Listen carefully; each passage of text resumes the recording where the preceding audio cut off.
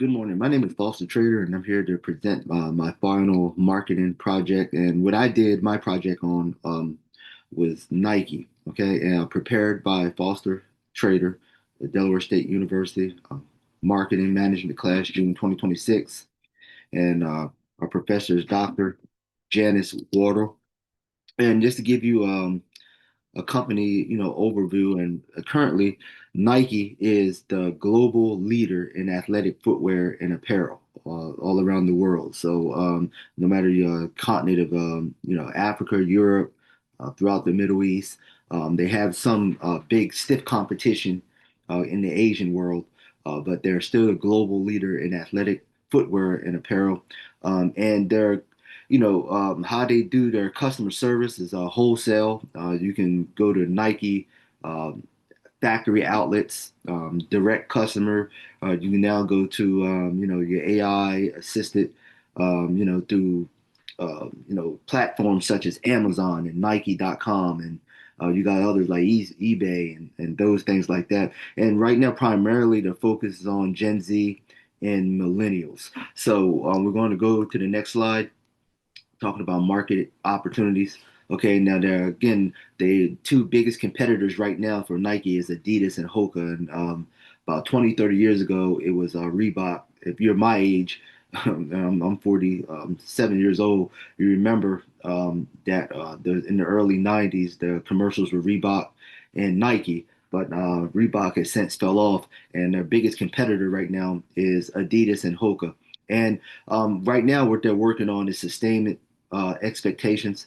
They want to keep their target base. They want to keep their traditional fan base or customer base, as well as cater to, as you said in the previous slide, the Gen Z and millennials. So right now, there's a big market push for sustainability in Nike because the Asian market, you got a couple of companies in the Asian market that's giving them stiff competition, but they're trying to move forward in that, but as well as keep their sustainability among their traditional patrons. And a digital personalization opportunity now. Nike is digital. They have a Nike Studio now where they have moved away from the traditional, as you would say, brick and mortar gyms, and they're going to more of a digital Nike Studio outlet where is most of it's free, and their end goal is, even though the digital Nike Studio is free, that would later open up a market where people will buy things, and so far it has proven beneficial. And you go on these Nike digital apps, such as Nike on your phone. I have my phone here. You go to Nike on your phone, and they have apps where track your heartbeat, how many calories you have burned throughout the day, throughout the week, throughout the month, how many miles you ran, and things like that. Where it's a pretty good app. I have it, and it does move people to buy other things off the Nike market, such as athletic wear, shoes, tights, basketball shorts, and things like that. So that's how they're marketing right now. And going back to the target customers are those from ages 18 to 40. Now, that's not saying that they're not, focused on people older than that or younger than that. But right now, that's the target. Right now, that seems to be the majority of the people that's their biggest, I should say, patrons. Those target market, those age marks are those who pretty much patronize and they buy things from Nike more. Now, we do see an increase as fitness is growing, and that's a good thing. Myself, an army guy, and fitness will always be a part of my lifestyle. I don't care if the Lord allows me to live to 97. Fitness would always be a part of my lifestyle, and as that grows, now we're seeing people in their 60s and 70s returning to the gym, and not just the gym, but just in a fitness lifestyle anyway. And they're also Nike is coming up with a plan also to target that market as well. I think the older market right now, and I want to say maybe Adidas or it was some other brand that the older generation above 40. They were in their 60s and 70s now that they're trying to get back to some sort of fitness. So Nike is coming up with a campaign now to target that also that market as well. And they're targeting people who have an active lifestyle. Now, active lifestyle is not relegated to just an age. Okay. Again, that's as I said previously that people are now returning back to fitness. Maybe they got a report from the doctor. You can be 60, 70 years old. Oh, you got to do, you got to get a hip replacement or you got to get a heart transplant, some type of transplant. And then coming out of that, there's a regimen that you have to complete. There's physical therapy, those things like that. And they're getting back active, losing weight and things like that. They're getting back active. So they're targeting those who have an active lifestyle. And Nike is making it more accessible now to your phones, and they have kind of revamped their website as well. As some of the apps that's on your phone, you can go into the App Store on your Android or on your iPhone, and Nike has made it pretty easy accessible. And I know some of the apps have a lot of glitches in it, and it appears to be easy, but once you get in, it's a whole lot of you got to go to this and that, and then that turns a lot of people off. A lot of people delete the app, but Nike has come up with a man. It's you type in your name, and I think you have to give them your email address, and they ask you for your age or birthday, and after that, it's like it's free. You open up to it. Now there are things on the platform that you have to pay for if you choose to. But for me, I think Nike has a very good starting app, generic app that it will tell you, what's your target weight, what you need to do, and things like that. And I brought that up is because in the active lifestyle, there are a lot of people who get turned away. They want to get active, but they get turned away because they don't have easy access online or to these things. So innovation, sustainability, and wellness, and that's what Nike is also covering. Now, on to the next slide, consumer behavior and social media and athlete influence. Now, we do know that Nike has some of the, talking about the influence, has some of the biggest names in probably in sports history, and the biggest name, is Michael Jordan. Back when I came up, and even to this day, his shoes and that it still sells, and that's because of Nike. You know what I'm saying? They built a huge market around him. And there are a host of others. You see what I'm saying? That they use social media in those particular athletes, okay, to influence. And I'm telling you, Nike did a good job in the late '80s and throughout the '90s and in the 2000s, especially with those like Michael Jordan and things like that and building around him, and they influenced a whole generation. And now that my generation now and our parents, and we see our some of our children also buying Nike apparel and the Jordans and things like that still. So when you talk about the consumer behavior and the athletic influence, that's one example. And also the loyalty. Nike apps are driven by loyalty. And me myself, I guess I'm kind of loyal to Nike. When I played in high school, our club booster and everything was Nike. And also years ago, before I went into the Army, I was in Dell State after I graduated high school, and I was on the cross country team, and we also had Nike. So I would guess I would kind of fall in that category as being Nike apps are driven by loyalty, and people are loyal to Nike. And you see the membership ecosystem, and Nike is also has a membership in the ecosystem where they are assuring their followers that when they build their brands, that they're not there's no physical abuse to human beings, and there's no physical abuse to the environment. So that's a big push within the last 10 to 15 years that Nike is becoming more eco-friendly. And you look at the segmentation here, the behavioral, psychographic, demographic, and geographic, and Nike has put in billions of dollars, believe it or not, billions of dollars to these different segmentations, how people the psychological behind it, the people's behavior, their patterns, and what demographics and geographics to go into. Different people going to buy this brand from this area, and and over here, what I'm saying, in Africa, they're buying this brand. So, like for instance, like go back to the Jordans, and Jordans has a huge market here in America. But then when you go to places like Africa and things like that, it's a bigger market for the Nike running shoe, as far as like marathons and running cross country, those long distances. So it's a lot of segmentation. It's a lot of behavior. What is the buying pattern, the behavior? What's the psychological behind it? What demographic is more tend to what they tend to buy this, and this demographic tends to buy that. So there's a lot of analytics that go in it across all geographical locations and demographics. So Nike has spent millions and billions of dollars that go into this to make their brand successful. As we go on to the next with target markets, and like I kind of alluded to in the previous slide, a lot has went into segmentation, who to target, and Nike goes after really elite athletes. And go back again, I reference Michael Jordan a lot. I listened to something that he said, or somebody said that he said years ago when he came out with the Jordan brand, and forget what brand it was. I had the shoe. Roy Jones had it. I think who played for the Derek Jeter for the Yankees played it. So it was a brand within the brand that Michael Jordan had, and it was kind of an elite shoe.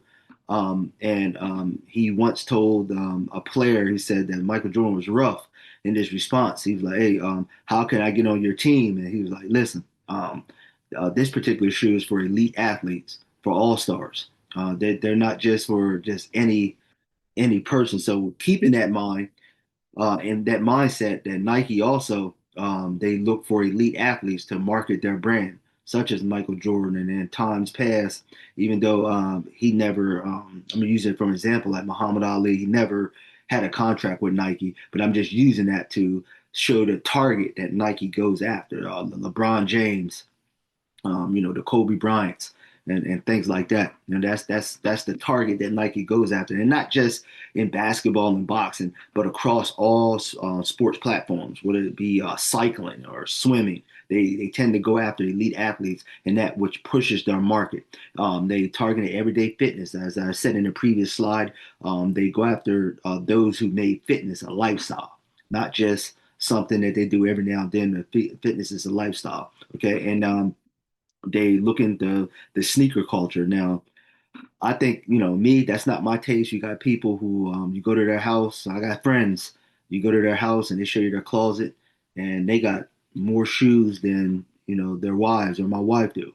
And they're all wrapped up in bubble wrap and things like that. And, that's not me, but there's a sneaker culture. They call them sneakerheads, and Nike also knows about that. They're already tapped into that market, and they have gained millions, if not billions, of dollars around the world.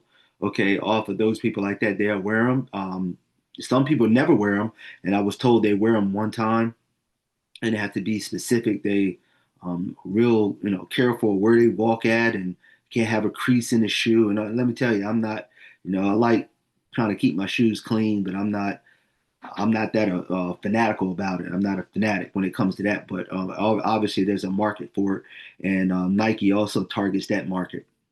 Okay, moving on to position and strategy. And Nike, a lot of people that work for Nike, if you have a body, you're an athlete. So nobody, they don't shun anybody based off your body type or lifestyle. What I'm saying, fitness lifestyle. They don't shame you. They try to come up with this. If you have a body, you're an athlete, to get you involved in fit, to get you fit more, and ultimately, they want to drive you to fitness, but ultimately, they also want you to buy okay, from Nike, okay, and as you see, there's innovative, and it's a community and a style that Nike has. So, they want to push you to get fit, get active, and they want to push you also to buy their products. So everything that you do when you're talking about marketing, there's a strategy behind it to increase revenue, and not just to increase revenue. I should say sustain revenue, and the ultimate goal is to also increase revenue and to keep your core base throughout the company's life and throughout the person's life. Okay, we're going to move on to the next slide. There was a whole SWOT analysis that went into strength and weaknesses. Okay, and the strength of Nike is, of course, is throughout America and parts of Europe and parts of Africa. Weaknesses also, they're facing stiff competition. I told you previously throughout Asia and certain parts of Europe. Okay, they're coming up with a plan on how to combat this and to stay competitive. With a couple of entities that's over there that are in Europe and Asia that are a direct threat to Nike. And in fact, they pose a very big threat to Nike. So a SWOT analysis went in, talking about the strength and weaknesses geographically, strength and weaknesses in America, strength and weaknesses throughout the different continents that make up, our world, and the opportunities and the threats that are summarized that went into this whole SWOT analysis. So Nike's giving you the pattern that you run a business, and no matter how you can mid-size, small business, big business, SWOT analysis proves to be effective because you look at your data, you look at the cold hard facts, you look at what you need to improve, if it's sales, the demographics, if it's just a particular brand that it just needs to be improved or needs to be scrapped or needs to be revamped. That's what your SWOT analysis is. And okay, and performance and future strategy. So, okay, under the CEO Elliott Hill, okay, the future strategy is AI. Of course, AI is coming in and my personal feeling, AI is good, but it's also could be a bad thing. If we totally self-rely on it. But AI is a good tool for companies to use, especially when you can't be everywhere at one time. You can kind of prompt the AI, and the AI can prompt you to take them to your the shopping thing within your app or on your website. It also can kind of alleviate you from getting so many phone calls and so many emails, and it can fix problems. But we do know that AI doesn't fix every problem, and there is a need for human interaction especially when there's some kind of conflict or there's some type of glitch. There needs to be somebody that's easily accessible to fix the problem. So going forward, also women and youth, there's a big push for women, especially women athletes. Angel Reese with the WNBA. There's a big push. I use her for an example because they're making a big push for the women as well. And and in sports, it's still mostly men dominated. But Nike also didn't want the women to feel left out because women are definitely important. And they want the women, okay, to be at the forefront. So I think that's a great thing. And they're also focusing on the youth, youth focus, especially Nike. Little League Baseball. I know they just had, I think, the Little League World Series, and I think I want to say Nike sponsored. It was one of the stadiums they were playing in, and Nike sponsored it. And they're trying to get involved with the youth because always, as we always say, the youth is the future. Absolutely, that goes without saying. And you want to, catch them young and listen. We helped you out when you was at the AAU, or you even got the Nike basketball camp. For teenagers in high school, that's an elite camp. Michael Jordan, James Worthy, Lonzo Mourning, Shaquille O'Neal, all some of the greats from yesteryear. They went, to those camps, and Nike, understood that back then that you got to have a youth focus. So, and also a hybrid retail strategy. I mentioned the AI previously, but they have a hybrid, strategy where they have a online, and you can also talk to a human, which I like the hybrid strategy. I like the hybrid strategy because you need human interaction. I'm big on that. You can't fix everything through AI, and um, you know um, you just need human interaction. So we're going to go on to the conclusion. Okay, and the conclusion is to rebuild running leadership. Okay, this is the what they're going to try to do in the future. Nike rebuild running leadership. Okay, expand digital engagement as AI becomes more, you know, and I should say grows more and becomes bigger. Okay, they also want to take advantage of that and expand. Okay, because as you expand and take advantage of what you have, that means more revenue and sustainable long-term growth. And as any business, you want to stay competitive in every generation.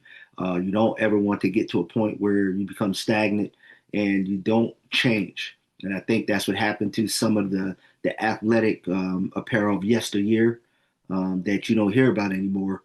Um, and they didn't, project in the future. When I was in the Army, we had, sustainment operations, future operations, present operations, past operations. And I think every company needs that to stay sustainable and to stay competitive in every generation. Okay, so this is my presentation, and I hope to look back for some positive feedback. Y'all have a blessed day.